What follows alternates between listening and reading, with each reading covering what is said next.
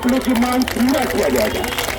मैं आप लोग के मांग पत्र ले जाकर के अपने नेता चिराग पासवान जी को दूंगा और आपका मांग जायज है।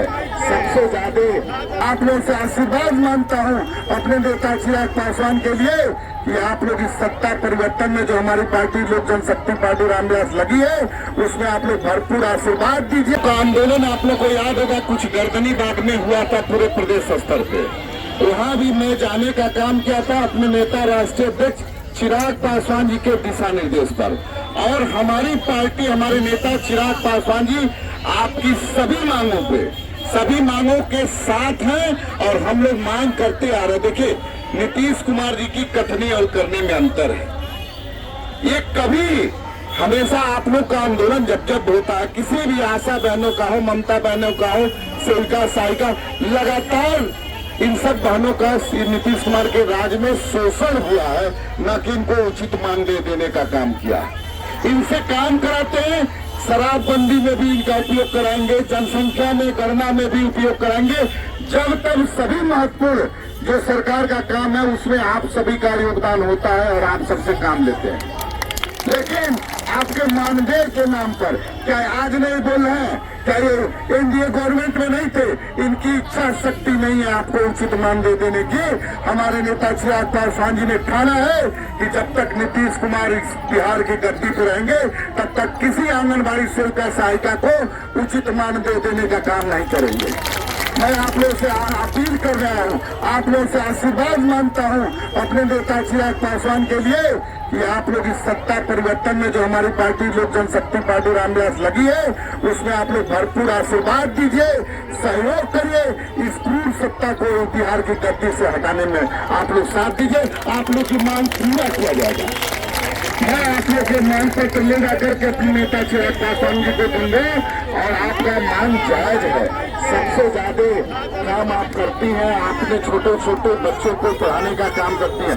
मैं विधायक रहा हूं, मैं जानता हूं आप लोगों के अधिकारी जो है बड़ी, वो भी कहीं कहीं से परोक्ष अपरोक्ष रूप से हर महीने आपके मानदेय में और आपका जो खाना बच्चों को खिलाने उलाने के लिए मिलता है उसमें भी घूस लेने का भरपूर कोशिश करते हैं जबरदस्ती।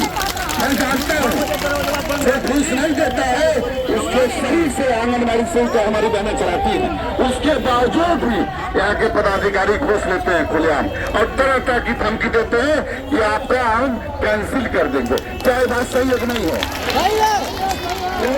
बोलिए सही नहीं है। तो काम जब आप करेंगे बच्चों का, सबको छोटे छोटे बच्चों को घर से बुलाकर पढ़ाने का काम करेंगे, फिर घुसखोरी बंद होनी चाहिए। इसी की लड़ाई हमारे चिराग पासवान जी लड़ रहे हैं। मैं आप लोगों से आग्रह करता हूं कि आप लोग अपनी लड़ाई जारी रखिए। जहां कहिएगा लोक जनशक्ति पार्टी रामविलास चिराग पासवान जी के सिपाही आपके साथ कदम से कदम चलने के लिए तैयार है।